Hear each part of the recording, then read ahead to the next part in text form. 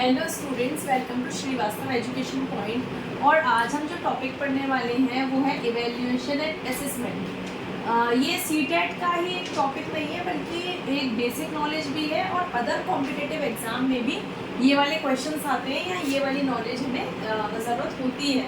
अब हम सबसे पहले इसका मीनिंग जानेंगे, evaluation and assessment. What is evaluation and what is assessment. Video start होने से पहले आप वीडियो को लाइक करो और चैनल को सब्सक्राइब ज़रूर करो, क्योंकि इसमें सीटेट के बहुत ही अच्छी क्लासेस, सारे टॉपिक्स को हम कवर करने वाले हैं। और अब हम देखते हैं व्हाट इज़ इवैल्यूएशन। इवैल्यूएशन को हम बोलते हैं मूल्यांकन और असेसमेंट को हम बोलते हैं आकलन।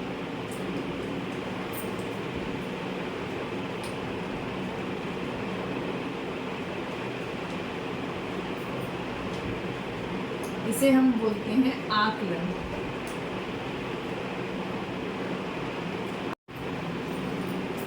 अब हम देखते हैं मूल्यांकन और आकलन। सबसे पहला जो ये है इवैल्यूएशन।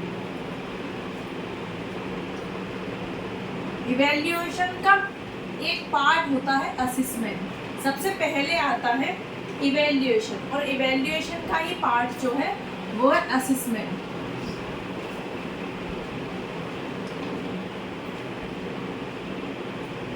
और असेसमेंट का पार्ट है, अब आप बताओ असेसमेंट का पार्ट कौन सा। इवैल्यूएशन है, असेसमेंट है और असेसमेंट का ही एक पार्ट है मेजरमेंट।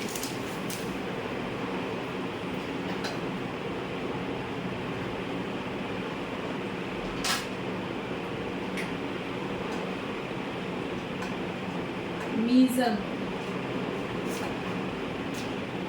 लेकिन हमें पढ़ना क्या है, इवैल्यूएशन और असेसमेंट। हमें मेनली ये दोनों टॉपिक्स को हमें पढ़ना है। अब हम इसमें ये देखते हैं जो इवैल्यूएशन है, इवैल्यूएशन के बारे में पढ़ेंगे। इवैल्यूएशन सबसे पहले है CCE। बहुत सारे टॉपिक्स तो यही आते हैं, बहुत सारे क्वेश्चन यही आते हैं कि CCE क्या है, क्या फुल फॉर्म है। CCE से रिलेटेड बहुत सारे क्वेश्चन आते हैं। तो इवैल्यूएशन में हम मेनली जो पढ़ते हैं वो है CCE। इसका जो फुल फॉर्म है कंटिन्यूअस एंड कॉम्प्रिहेंसिव इवैल्यूएशन।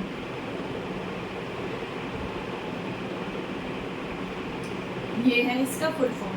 अभी के लिए हम ये दोनों हटा देते हैं, ये हटा देते हैं, केवल इवैल्यूएशन के बारे में पहले पढ़ लेते हैं। तो continuous and comprehensive evaluation. Continuous का मीनिंग है लगातार चलने वाला, जो जैसे हम बोलते हैं ना कंटिन्यूअस प्रोसेस है, जो वो है, जो लर्निंग है वो एक कंटिन्यूअस प्रोसेस है। तो लगातार चलने वाला, जो लगातार चलता रहेगा, कंटिन्यू या कंटिन्यूअस।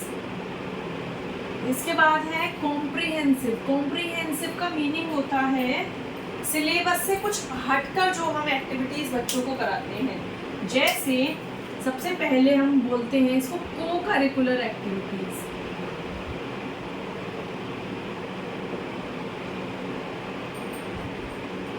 और बहुत सारे वर्क ऐसे होते हैं, बहुत सारे टास्क या जो प्रोजेक्ट होते हैं हम बच्चों को अकेले करने के लिए देते हैं। और बहुत सारे टास्क ऐसे होते हैं कि हम बच्चों को साथ में करने के लिए देते हैं। टीम वर्क बच्चों को हम बोलते हैं करने के लिए। बच्चे से बहुत सारी नई नई चीज़ें सीखते हैं।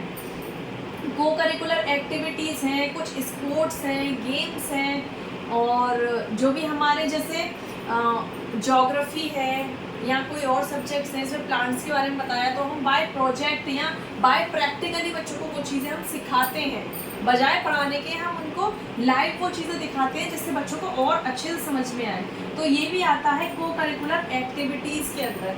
को करिकुलर एक्टिविटीज़ और टीम वर्क के लिए बच्चों को करना। को स्कॉलिस्टिक या स्कॉलिस्टिक भी बोलते हैं। बच्चों को टीम वर्क के लिए प्रोवोक करना, जैसे बच्चे ज़्यादा से ज़्यादा टीम वर्क करें, क्योंकि टीम वर्क करेंगे बच्चे ज़्यादा से ज़्यादा अच्छी चीज़ें सीखते हैं एक दूसरे से। कोई बच्चा किसी चीज़ में बहुत अच्छा होता है और कोई बच्चा टास्क में बहुत अच्छा होता है। तो वो टास्क बच्चे आपस में जब काम करते हैं तो एक दूसरे से सीखते हैं, एक दूसरे के साथ काम करना सीखते हैं और टीम वर्क सीखते हैं। तो ये होता है को स्कॉलिस्टिक या को करिकुलर एक्टिविटीज़। तो CCE का मीनिंग है कंटिन्यूअस एंड कॉम्प्रिहेंसिव इवैल्यूएशन, और इन सबके साथ एक इवैल्यूएशन भी चलता रहता है। हम बच्चों का मूल्यांकन भी करते रहते हैं कि बच्चे ने कितना सीखा, कितना और सिखाना है, बच्चों को किस चीज़ के लिए ज़्यादा हमें बच्चों को समझाना है, कौन सा बच्चा किस चीज़ में वीक जा रहा है, हमें उस बच्चों को उतना ज़्यादा ही पढ़ाना है, समझाना है। तो वो सारा आ जाता है। तो कंटिन्यूअस एंड कॉम्प्रिहेंसिव इवैल्यूएशन आता है। इवैल्यूएशन के अंदर अब हम जो दूसरा देखेंगे, अब हम पढ़ लेते हैं असेसमेंट।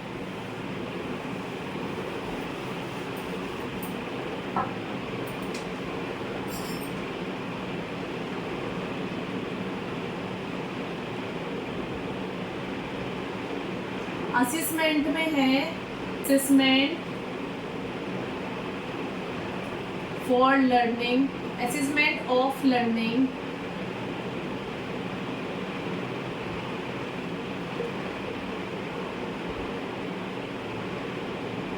असेसमेंट फॉर लर्निंग,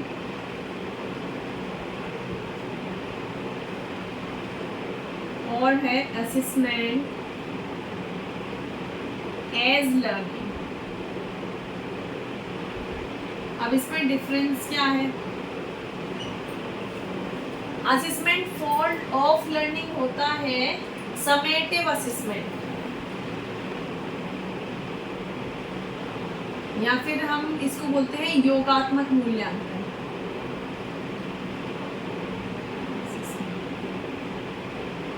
योगात्मक आकलन या योगात्मक मूल्यांकन हम इसे बोलेंगे। समेटिव असेसमेंट होता है, जैसे कि हम नाम पढ़े असेसमेंट ऑफ लर्निंग, जो भी हमने पढ़ा है, लर्न किया है, उसका असेसमेंट कर रहे हैं। तो ये असेसमेंट होता है जो भी हमारा सेशन है, सेशन के एंड में होता है। ये होता है सेशन के एंड में, जितना भी हमने पढ़ा है, जितना भी समझा है, लास्ट में जब हम एग्जाम, फाइनल एग्जाम देते हैं तो उसे बोलते हैं हम समेटिव असेसमेंट। जितना भी पढ़ा है उसका असेसमेंट करना। ऑफ का मीनिंग होता है क्या? का। लर्निंग ऑफ असेसमेंट, जितना भी लर्न किया है, जितना भी पढ़ा है, उसका असेसमेंट करना। असेसमेंट फॉर लर्निंग, फॉर का मीनिंग होता है के लिए।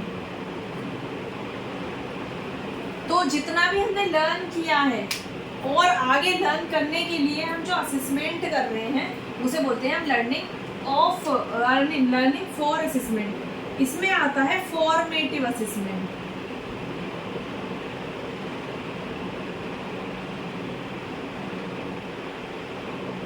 रचनात्मक मूल्यांकन। तो इसमें ये होता है ड्यूरिंग लर्निंग, जो भी हम पढ़ रहे हैं, बीच बीच में थोड़ा थोड़ा टेस्ट लेती हैं टीचर्स, या फिर मिड में जो भी यूनिट टेस्ट होते हैं वो सब है, और ओरल टेस्ट लेती हैं। जो भी टेस्ट बीच में होते हैं ये उसमें आते हैं फॉर्मेटिव असेसमेंट में।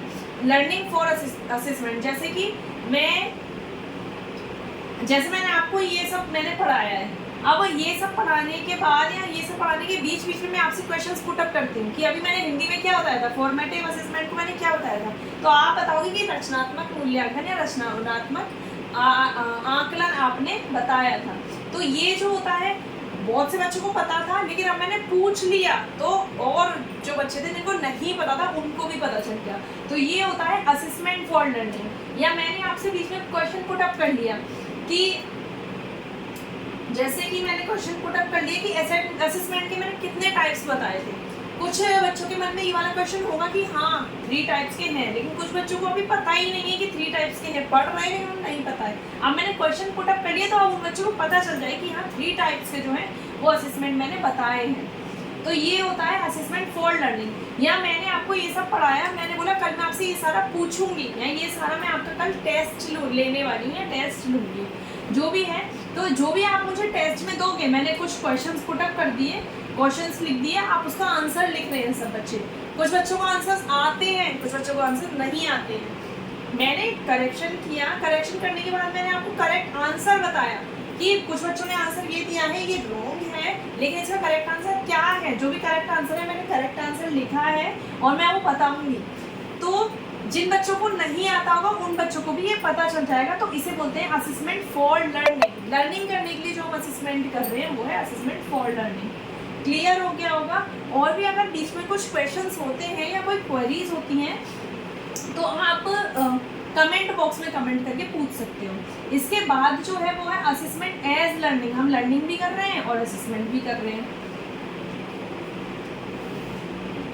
तो असेसमेंट एज लर्निंग में लर्निंग के साथ साथ जो असेसमेंट चलता रहता है। जैसे मैंने कुछ बच्चे पढ़ रहे हैं, मुझे पता है एक बच्चा वो वाला नहीं पढ़ रहा है या उसका ध्यान नहीं है, मैंने उससे क्वेश्चन पुट अप कर लिया, तो ये कहलाएगा असेसमेंट एज लर्निंग। या 4-5 बच्चे पढ़ रहे हैं तो मैंने किसी से भी मैंने इन्हीं में से कोई क्वेश्चन लिया है कि मैं क्या पढ़ा रही हूँ असेसमेंट और मूल्यांकन में मैं कौन से टॉपिक पर आ चुकी हूँ या मैं कौन सा पढ़ा रही हूँ, असेसमेंट के मैंने कितने टाइप्स के बारे में पढ़ा रही हूँ, तो वो बच्चे क्वेश्चन का आंसर देंगे। ये होता है असेसमेंट एज लर्निंग। असेसमेंट भी कर रही हूँ, लर्निंग भी कर रही हूँ।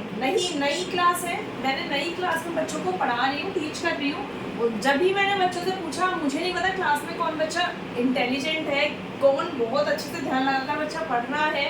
अब मैं देखूंगी, क्वेश्चंस पुट अप करूंगी, बच्चे पढ़ रहे हैं, असेसमेंट भी हो रहा है साथ में लर्निंग भी हो रही है, तो वो होता है असेसमेंट एज लर्निंग। तो ये था इवैल्यूएशन और असेसमेंट के बारे में। और इसके बारे में अगर हिंदी में और चीज़ें हैं ये आप लिख लेना। वैसे योगात्मक है ये और ये रचनात्मक है।